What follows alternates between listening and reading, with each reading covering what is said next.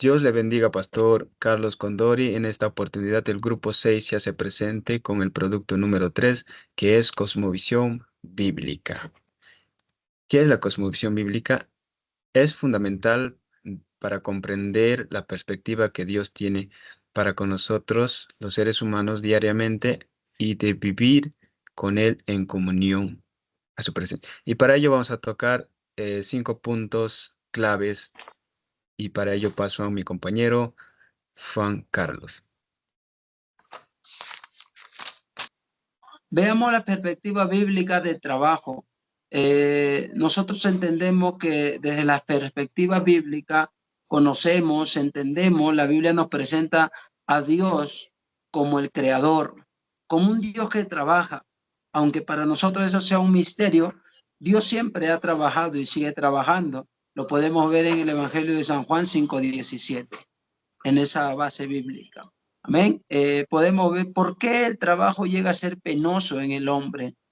Por cuanto el hombre pecó en el huerto del Edén, las consecuencias de su pecado le alcanzaron, truncaron el plan supremo de Dios, en la cual impedía desarrollarlo como Dios lo había planeado desde el principio, ¿no? Lo podemos ver en Génesis capítulo 3, versículo 17 al 19, tenemos esa base bíblica para que pueda usted leerlo.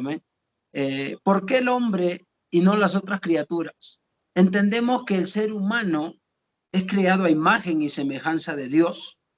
Somos creados con la capacidad que Dios nos ha dado de poder hacer, desarrollarnos en muchas actividades y participar en otras cosas, ¿no? Que ninguna otra criatura puede hacer o realizar lo que nosotros, los seres humanos, podemos hacerlo.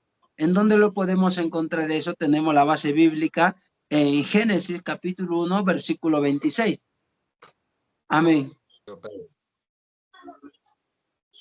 Continuando con la exposición del Estado, el Estado es una autoridad ordenada divinamente. Eso lo encontramos en Romanos 13:1, a fin de promover justicia y evitar que el hombre caído decline hasta el caos social. Vemos ahí los fundamentos, ¿no?, acerca del Estado, ¿no? Y vemos que el Estado tiene que promover la justicia y la equidad. El Estado, para todos, ¿no?, para todos sus ciudadanos, tiene que promover la justicia y la equidad sin favoritismo ni discriminación. Eso lo vemos en Levítico 19:15, que dice: no harás injusticia en el juicio, ni favoreciendo al pobre, ni compadeciéndote con el grande. Con justicia juzgarás a tu prójimo. También vemos el respeto a la vida que tiene que promover también el Estado. Eso también lo encontramos en Génesis capítulo 9, verso 6.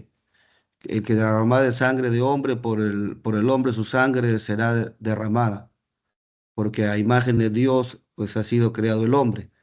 Vemos también, ¿no?, que el Estado tiene que promover el respeto a la libertad. Eso lo encontramos en Mateo 22:21, ¿no? El Señor dijo: dale a César lo que es de César y a Dios lo que es de Dios. Amén. Amén. Continuando con la exposición, ahora me toca exponer sobre los principios bíblicos para la economía. Dios, a través de su palabra, nos enseña también a saber administrar, a ahorrar, a contentarnos también con lo que nos provee, nos da. Y también podemos ver algunos temas en cuanto a la economía. La pereza, que es un problema en el hombre, le trae pobreza, miseria y vergüenza. Por ejemplo, en el tema de administración, Dios enseña a través de su palabra cómo cuidar y administrar los bienes que Dios le pone al hombre. En cuanto al ahorro, Dios también le enseña a través de su palabra a saber ahorrar, guardar provisión para tiempos difíciles. También en cuanto al contentamiento, Dios también le enseña al hombre a ser agradecidos y confiar en Él, ya que Él es el que suple todas nuestras necesidades. Eso podemos verlo claramente en San Mateo capítulo 6, verso 33. El amor al dinero también es contrario a esto. Y el amor al dinero ha traído muchos problemas al hombre, aún a la iglesia. Y ya que el hombre se va detrás de la codicia y la avaricia por falta de contentamiento en la provisión de Dios. La pereza es un mal en el hombre, ya que le ha traído pobreza, miseria, como decía, y mucha vergüenza. Eso podemos verlo claramente en Proverbios capítulo 20, verso 4. Amén.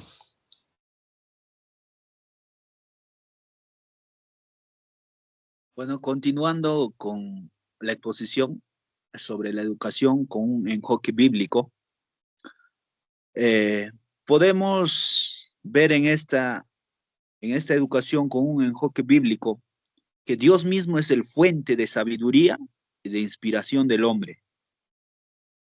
Por eso el Señor le dijo al pueblo de Israel en Deuteronomio capítulo 6, versículos 6, 7, que ellos debían de instruir a sus hijos, que sus hijos debían saber quién era Dios. Ellos tenían que testificar, escribir la ley, los textos bíblicos innumerables de sus casas. Era un compromiso para cada israelita. ¿Para qué? Para que en generaciones que vengan conozcan que Dios es poderoso y que Dios les haya bendecido a sus padres. Entonces, la educación con un enfoque bíblico es muy importante para que un hogar sea bendecido, para que toda una nación sea formado, la sociedad con principios bíblicos, con principios, valores, y no, para que pueda tener esa cosmovisión lleno de amor, porque vemos en estos tiempos la sociedad, grupos que se levantan, ¿no? Con cosmovisión relativa, con una cosmovisión que no lleva nada. Entonces, para Dios era muy importante comunicar al hombre para que su palabra sea predicado y para que todo su pueblo sea enseñado con su palabra. Y Dios mismo, su espíritu mismo, haciéndole entender ahí para que nunca se olviden de Dios, ¿no? Por eso tenemos aquí texto bíblico, Proverbios 22:6, también Proverbios 1:7, ¿no? El Deuteronomio que mencioné también. Dios siempre ha estado interesado en la educación del hombre. Y Dios es mismo el que capacita, el que educa. Dios es un Dios de sabiduría. No hay nadie quien pueda enseñar a Dios, porque Dios mismo es, de Él mismo proviene la sabiduría. Entonces es muy importante, ¿no? Poder nosotros también educar a nuestros hijos, a la sociedad, como siervos de Dios también predicando a los niños. Entonces Dios está interesado y que Dios le bendiga mucho. Cultura. En cultura podemos encontrar puntos principales contra la cultura. Esta postura mantiene que el mundo es sucio o pecaminoso, la cual nosotros como cristianos deberíamos estar fuera del mundo. Lo contrario a lo que dice la Biblia en Juan 17:15. No ruego que los quites del mundo, sino que los guardes del mal. Otro punto, Cristo en la cultura. Esta posición o postura mantiene o hace una fusión entre la cultura y el cristianismo y así minimiza la pecaminosidad del mal. Eso lo podemos ver en Juan 2:15. Y Cristo sobre la cultura. Esta postura también mantiene o adopta la cultura y el cristianismo y hace ver que los dos podrían ser uno solo o viceversa, y también minimiza la pecaminosidad.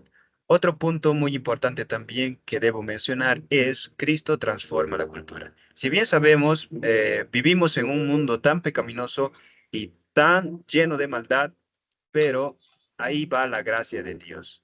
En ello es la gracia de Dios que debemos mantener nosotros como cristianos, no así saliendo del mundo, sino que permanezcamos dentro del mundo, pero con la gracia de Dios para el bien del ser humano. Muchas gracias. Dios les bendiga.